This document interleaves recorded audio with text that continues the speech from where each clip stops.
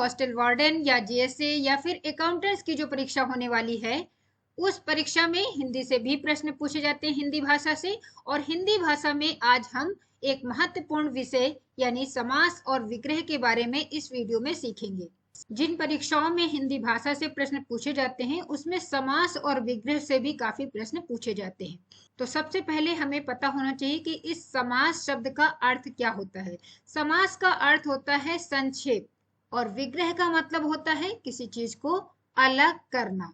पर यहाँ पर किस चीज को अलग करना है वो सारी चीजें हम देखेंगे। तो सबसे पहले समास का अर्थ है संक्षिप्त करना या आप कह सकते हैं संक्षेप, और विग्रह का मतलब होता है अलग करना। तो इस प्रकार से आप कह सकते हैं कि समास जो है वो दो या दो से अधिक शब्दों को मिलाना समास कहलाता है, या फिर दो या दो से अधिक शब्दों को संक्षेप में कर देना या उनको संक्षिप्त कर देना जिससे वो छोटे रूप में हो जाए, उसे हम कहते हैं समास। इसी प्रकार से जो शब्दों को हमने मिलाया है उन्हीं शब्दों को अलग कर देना यानी सामासिक पद, जो समास के नियमों से बने हुए शब्द होते हैं उन्हें कहते हैं सामासिक पद। तो सामासिक पद को फिर से अलग जब हम कर देते हैं तो वो कहलाता है विग्रह। जैसे कहा जाए राजपुत्र, ये हमारे पास एक शब्द है जिसको हम कहेंगे सामासिक पद, क्योंकि समास के नियमों से बना हुआ ये शब्द है। और समास का नियम क्या है कि दो या दो से अधिक शब्दों को मिलाना।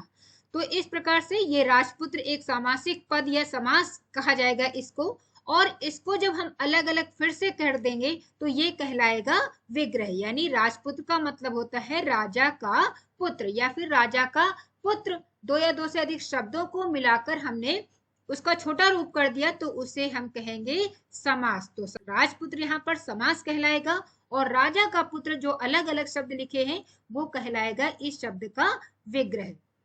अब दूसरी बात है कि कई बार एग्जाम में पूछा जाता है कि समास के कितने भेद होते हैं या समास कितने प्रकार के होते हैं। तो समास के 6 भेद होते हैं जो कि इस प्रकार से हैं, जैसे अव्ययीभाव समास, तत्पुरुष समास, कर्मधारय समास, बहुव्रीहि समास, द्विगु समास और द्वंद्व समास। इस प्रकार से 6 समास के भेद होते हैं।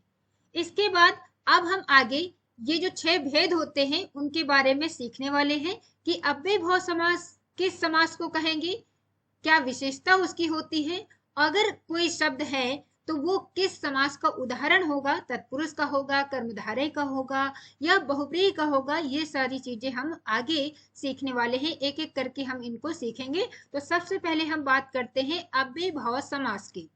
अव्ययीभाव समास में जो पहला पद होता है वो प्रधान माना जाता है। अब पहला पद प्रधान या दूसरा पद प्रधान, ये पद कैसे देखेंगे। कोई भी सामासिक पद होता है, जैसे कि यहाँ पर हमने अभी पहले पढ़ा था कि राजपुत्र, ये एक सामासिक पद कहलाता है।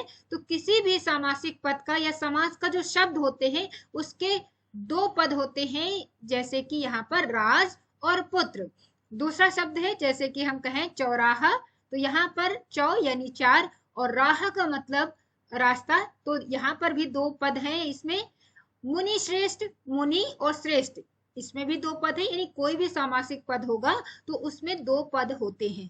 तो किसी समास में पहला पद प्रधान होता है, किसी में दूसरा पद प्रधान होता है। तो जो अव्ययीभाव समास होते हैं उसका पहला पद जो होगा वो प्रधान होगा। यदि किसी सामासिक पद का या समास का जो शब्द है उसका पहला पद प्रधान है तो वो अव्ययीभाव समास होगा। तो और पूरा पद जो होता है वो अव्यय होता है। अव्यय का मतलब होता है ऐसा शब्द जो कभी चेंज नहीं होता, लिंग वचन कारक इनकी वजह से उसमें कोई बदलाव नहीं आता है, या ना तो उसका बहुवचन बन सकता है, ना तो उसके में कारक का यूज हो सकता है, और ना ही उसका स्त्रीलिंग पुल्लिंग करके उसका लिंग बदला जाता है। उन शब्दों को कहते हैं अव्यय। और इसके उदाहरण इस प्रकार से हैं, जैसे कि सामासिक पद है यथाशक्ति, आजीवन, भर पेट, भरसक और हर घड़ी। इस तरीके के जो शब्द होते हैं वो होते हैं अव्ययीभाव समास के। अब कई बार ऐसा होता है कि समास के शब्द दे दिए जाते हैं और उसका सही विग्रह भी पूछा जाता है। तो यथाशक्ति का जो विग्रह होगा वो होगा शक्ति के अनुसार। आजीवन का जीवन पर्यंत होता है। भरपेट का अर्थ होता है पेट भर कर। भरसक यानी शक्ति भर। हर घड़ी का विग्रह जो होगा वो होगा प्रत्येक घड़ी। तो अव्ययभाव समास जो शब्द होते हैं उसमें उपसर्ग का प्रयोग होता है। कोई भी शब्द होगा अगर उपसर्ग उसमें लगा है तो वो अव्ययभाव समास के उदाहरण होते हैं। इसके बाद अगला समास है तत्पुरुष समास। तत्पुरुष समास अभी हमने पढ़ा कि अव्ययभाव समास का जो पहला पद होता है वो प्रधान कहलाता है। तो तत्पुरुष का जो दूसरा पद होता है वो प्रधान होता है, यानी उसका पहला पद और यहाँ पर दूसरा पद प्रधान होगा। जब दूसरा पद प्रधान होता है तो पहले को हम कहेंगे गौड़ पद। ये भी ध्यान रखना है, यहाँ पर हम दूसरा पद प्रधान पढ़ रहे हैं तो पहला ऑटोमेटिक आप उसको कहेंगे गौड़ पद, यानी इसको बताने की जरूरत नहीं है। एक पद प्रधान होगा तो दूसरा कहलाएगा गौड़ पद। और तत्पुरुष समास की एक पहचान और है कि तत्पुरुष समास में कारक चिन्हों का या विभक्ति चिन्हों का प्रयोग पाया जाता है या उसमें देखने को मिलते हैं जब हम उसका विग्रह करते हैं। लेकिन जो समासिक पद होगा तत्पुरुष का उसमें उनका लोप होता है, यानी वो हमें दिखाई नहीं पड़ते, लेकिन विग्रह करने पर वो अलग अलग हो जाते हैं जब शब्द, तो उसमें हमें कारक चिन्ह हमें देखने को मिलते हैं। अब अगर उदाहरण की बात करें तो आप उदाहरण में देख सकते हैं कि जैसे शब्द है हस्तलिखित, तो इसमें आपको कारक चिन्ह नहीं दिखाई पड़ रहा है, लेकिन जब इसका हम विग्रह करेंगे, जैसे हस्तलिखित का विग्रह होता है हाथ से लिखा हुआ, तो अब यहाँ पर से आ चुका है। आप देख सकते हैं कि कारक चिन्ह यहाँ पर प्रयोग है।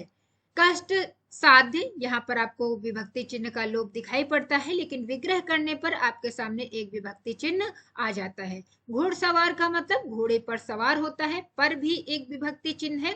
पुरुषोत्तम यानी पुरुषों में उत्तम, तो ये शब्द जो होते हैं वो तत्पुरुष समास के होते हैं, यानी किसी भी शब्द को अगर हम विग्रह करेंगे तो उसमें आपको कारक चिन्ह दिखाई पड़ेंगे। लेकिन जब वो समास की तरीके से शब्द होगा, आपके पास सामासिक पद होगा, तब उसमें वो लुप्त हुआ दिखाई पड़ेगा, यानी वो आपको दिखाई नहीं पड़ेगा। इसके बाद अगला समास देखते हैं। अगला समास है कर्मधारय समास। तो अब कर्मधारय में भी दो पद होंगे। अब इसमें देखते हैं कि इन दोनों पदों के बीच में क्या संबंध होता है। तो कर्मधारय समास के जो एग्जाम्पल होते हैं, जो उदाहरण होते हैं, उन दो पदों के बीच में विशेष और विशेषण या आप कह सकते हैं उपमेय और उपमान का संबंध होता है। विशेष जानते हैं, विशेष वो शब्द होता है जिन शब्दों की विशेषता बताई जाए, और विशेषता बताने वाले शब्दों को विशेषण कहा जाता है। तो यहाँ पर एक पद ऐसा होगा जिसकी विशेषता बताई जाएगी और दूसरा पद ऐसा होगा जिसके द्वारा उसकी विशेषता बताई जाएगी। इसी को हम उपमेय और उपमान कह सकते हैं, यानी तुलना करने वाला शब्द और एक शब्द ऐसा होगा जिसकी तुलना की जा रही होगी। अब उदाहरण की बात करें तो यहाँ पर उदाहरण दे सकते हैं, जैसे शब्द है नीलकमल। अब पूछा जाए कि नीलकमल में किस प्रकार का समास है, तो इसको हमें विग्रह कर देना है। विग्रह जब करेंगे तो ये आएगा नीला है जो कमल, यानी यहाँ पर नीले रंग की कमल की बात की जा रही है। और नीला पीला ये जो रंगों के नाम होते हैं वो विशेषण शब्द होते हैं, और किसकी विशेषता बताया जा रहा है, कमल की, कि कमल कैसा है, नीले कलर का है। तो इस प्रकार से इस शब्द में विशेषण और विशेष्य पाया जा रहा है। तो ये उदाहरण जो होगा वो होगा कर्मधारय समास का। इसी प्रकार से और भी शब्द हैं, जैसे कि कमल नयन, यानी नयनों की विशेषता है कि वो कमल के जैसे हैं।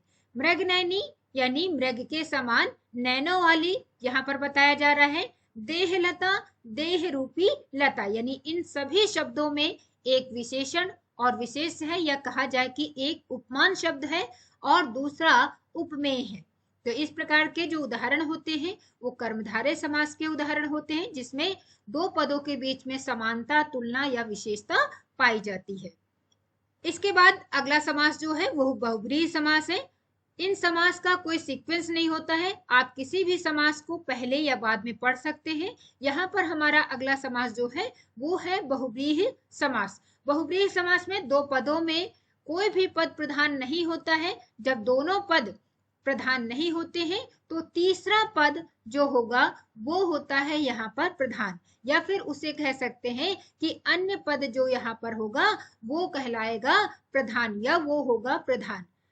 दूसरी बात है, बहुब्रीहि समास के उदाहरण को आप इस प्रकार से भी समझ सकते हैं, पहचान कर सकते हैं कि जो देवी देवताओं के नाम होते हैं, राक्षसों के नाम होते हैं, या किसी भी विशेष चीज का जो नाम होता है, वो होते हैं बहुब्रीहि समास के उदाहरण। अब जैसे उदाहरण की बात करें, जैसे कि दशानन। अब यहाँ पर 10 और आनन है, यानी 10 का मतलब गिनती है और आनन का मतलब यहाँ पर मुख है। लेकिन दशानन का मतलब एक विशेष अर्थ से लिया जाता है। वहां पर तीसरा पद प्रधान है कि 10 है आनन जिसके वह, यानी कि रावण। तो ये हमारा तीसरा पद है या फिर अन्य पद कहलाएगा। तो इस प्रकार से दशानन जो होगा वो बहुब्रीहि समास का उदाहरण होता है। चतुर्भुज यानी 4 है भुजाएं जिसके, वह यानी विष्णु। विष्णु तीसरा पद या अन्य पद है और ये प्रधान है, यानी विष्णु जी को कहा जा रहा है चतुर्भुज, तो इसलिए ये भी इसका उदाहरण कहलाएगा। गजानन पीताम्बर, आप देख सकते हैं कि ये किसी न किसी देवता देवी देवताओं के नाम दिए गए हैं। तो इस प्रकार से जो देवी देवताओं के नाम होते हैं वो बहुब्रीहि समास के उदाहरण कहलाते हैं। गजानन का विग्रह होता है गज के समान आनन अर्थात गणेश जी। पीताम्बर यानी पीले रंग के वस्त्रों को धारण करने वाला अर्थात कृष्ण। तो बहुब्रीहि समास को आसानी से आप पहचान कर सकते हैं कि यदि कोई शब्द है और उससे किसी विशेष अर्थ में लिया जा रहा है, किसी विशेष व्यक्ति का नाम है, किसी वस्तु का नाम है, तो उसे हम बहुब्रीहि समास में रखते हैं। अगला समास है द्विगु समास। द्विगु समास बहुत सरल है, आसानी से आप इसको पहचान कर सकते हैं। 2 पद जो समास में होते हैं, इसमें जो पहला पद होगा वो कोई ना कोई गिनती लिखी होती है वहां पर, या कह सकते हैं वह पद जो होता है वो संख्या दी गई होती है। यदि किसी शब्द में आपको पहला पद संख्या दिखाई पड़ रही है तो वह उदाहरण द्विगु समास के होते हैं। द्विगु समास के उदाहरण जैसे कि चौराहा, आप देख सकते हैं ये पहला पद और ये दूसरा पद है। चौ मतलब यहाँ पर चौ का मतलब 4 है, 4 गिनती आपको दिखाई पड़ रही, तो आप आसानी से इसको कह सकते हैं कि चौराहा जो है वो द्विगु समास का उदाहरण होगा। चौराहा को जब हम विग्रह करते हैं तो इसका मतलब होता है 4 रास्तों का समाहार। त्रिदेव, त्रि का मतलब 3 है, तो यहाँ पर भी गिनती आपको दिख रही है, तो ये भी आपका उदाहरण द्विगु समास का होगा।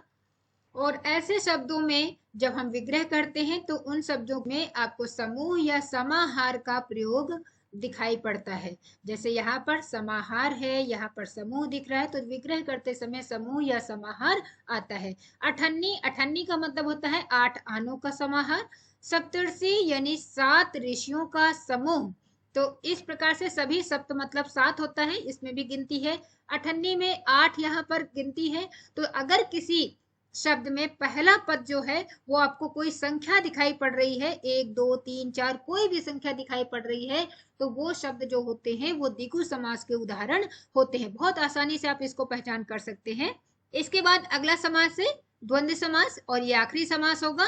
द्वंद्व मतलब एक तरीके से लड़ाई झगड़ा आप कह सकते हैं, इसका विपरीत कह सकते हैं। द्वंद्व के कई अर्थ होते हैं, तो इस समास के जो उदाहरण होते हैं वो आप कह सकते हैं कि एक दूसरे के अपोजिट होंगे। बीच में यहाँ पर एक चिन्ह लगा होता है जिसे हम कहते हैं योजक, नियोजक, उसका प्रयोग होगा। और विग्रह करते समय और या फिर अथवा शब्द का प्रयोग मिलता है। तो वो शब्द जिसमें एक दूसरे के वो अपोजिट हो या फिर वहां पर चिन्ह दिखाई पड़ रहा हो और विग्रह करने पर और या फिर अथवा शब्द का प्रयोग मिले, वो आपके द्वंद्व समास के उदाहरण होते हैं। अब देखो यहाँ पर आप इससे भी समझ सकते हैं कि द्वंद्व का अर्थ होता है जोड़। इस समास में 2 पद होते हैं तथा दोनों प्रधान होते हैं। ये भी आपको याद रखना है कि इस समास में दोनों जो पद होते हैं वो प्रधान होते हैं। पूछा जाता है परीक्षा में कि किस समास में दोनों पद प्रधान होते हैं, क्योंकि अभी हमने अव्ययीभाव समास में पढ़ा था कि उसका पहला पद प्रधान होता है। तत्पुरुष में देखा कि उसका दूसरा पद प्रधान होता है। बहुव्रीहि में देखा कि उसके कोई भी पद प्रधान नहीं होते बल्कि तीसरा पद या अन्य पद प्रधान होता है। तो द्वंद्व समास के दोनों पद प्रधान होते हैं। विग्रह करने पर दोनों के बीच में या और या फिर अथवा शब्द का प्रयोग मिलता है। अगर उदाहरण देखें तो उदाहरण से आप आसानी से पहचान कर सकते हैं। सभी में देखिए ये योजक चिन्ह लगा है, तो ये सभी क्या होंगे, सामासिक जो पद हैं वो होंगे द्वंद्व समास के उदाहरण। सिर्फ इस चिन्ह के द्वारा हम नहीं निश्चित करेंगे कि वो द्वंद्व समास का है। एक बार आपको उसको विग्रह करना है। विग्रह करने पर यदि या अथवा और शब्द का प्रयोग मिले तो डेफिनेटली वो शब्द जो होगा वो द्वंद्व समास का होगा। जैसे हानि लाभ, हानि या फिर लाभ। और दूसरी बात है, ये जो द्वंद्व समास के उदाहरण होते हैं वो एक दूसरे के ज्यादातर अपोजिट शब्दों का प्रयोग होता है। कोई भी शब्द यहाँ पर देखिए वो आपका अपोजिट ही होगा। जैसे सुख का अपोजिट दुख होगा, माता पिता है, यानी 99% जो शब्द होते हैं वो विलोम शब्दों का प्रयोग किया जाता है। दोनों एक दूसरे के अपोजिट होते हैं। और जब हम इन सबको अलग अलग करेंगे तो जैसे राम कृष्ण है, राम और कृष्ण, तो योजक चिन्ह भी दिखाई पड़ रहा है और विग्रह करने पर और शब्द का प्रयोग आ रहा है, तो इस प्रकार से राम कृष्ण भी द्वंद्व समास का उदाहरण होगा। तो इस प्रकार से आज हमने समास पढ़ा है। समास क्या होता है, समास का अर्थ होता है संक्षेप। समास कितने प्रकार के होते हैं, 6 प्रकार के होते हैं। कौन कौन से होते हैं वो भी याद करना है आपको। और किस समास में कौन सा पद प्रधान होता है। जब एक पद प्रधान होगा तो दूसरे को हमें क्या कहना है कि वह पद क्या है, गौड़ है। बहुत आसानी से आप इन शब्दों की पहचान कर सकते हैं क्योंकि द्विगु समास में नंबर दिया होता है। द्वंद्व समास एक दूसरे के अपोजिट और योजक चिन्हों का प्रयोग होता है। बहुब्रीहि में देवी देवताओं के नाम होंगे। अव्ययभाव समास में वो शब्द होता है जिसमें पहले पद में उपसर्ग का प्रयोग होता है। तत्पुरुष में किसी शब्द को विग्रह करने पर वहां पर कारक चिन्ह का प्रयोग होता है। और कर्मधारय जो शब्द होते हैं उसमें विशेषण विशेष या फिर उपमान और उपमेय का संबंध पाया जाता है। तो इस प्रकार से आप आसानी से इन शब्दों की पहचान कर सकते हैं कि कौन से शब्द में कौन सा समास प्रयोग किया गया है या उस किस समास का वह उदाहरण है। और इस वीडियो में जो हमने ये टॉपिक लिया है समास और विग्रह, तो क्या समास और विग्रह आपको समझ में आया वो आप डिस्क्रिप्शन बॉक्स में बताएंगे। और कौन सा टॉपिक आप हिंदी में पढ़ना चाहते हैं वो भी कमेंट बॉक्स में आप लिख सकते हैं, जिससे हम अगले वीडियो में आपके सिलेबस के अनुसार जो आप पढ़ना चाहते हैं उसको हम यहाँ पर लेकर आए। EMRS JSA का ऑनलाइन कोर्स आई एग्जाम बी के द्वारा तैयार है। सिर्फ JSA का नहीं, सभी जो कोर्स है EMRS के, चाहे वो आपका JSA हो, अकाउंटेंट हो या हॉस्टल वार्डन है, इन सभी के कोर्स आई एग्जाम बी के द्वारा बनाए गए हैं। और यदि आप आई एग्जाम बी के साथ जुड़ना चाहते हैं, EMRS के किसी भी परीक्षा को देने वाले हैं, तो आप आई एग्जाम बी के साथ जुड़ सकते हैं। इन कोर्स से जुड़ने पर आपको लाइव क्लासेस दी जाती हैं, 10,000 से ज्यादा प्रैक्टिस टेस्ट दिए जाते हैं, 150 से ज्यादा स्टडी मटेरियल्स PDF के रूप में आपको मिलेगी और 425 से ज्यादा शॉर्ट एंड क्रिस्प वीडियोस होंगी जो आपके सिलेबस के अनुसार आपके लिए बनाई जाती हैं। और 10 मॉक टेस्ट आपको दिए जाएंगे जिससे आपको आपकी परीक्षा के लिए तैयार किया जा सके। और इस कोर्स से संबंधित कोई भी डाउट है तो आप इस नंबर पर कांटेक्ट कर सकते हैं। नंबर है 9205524028।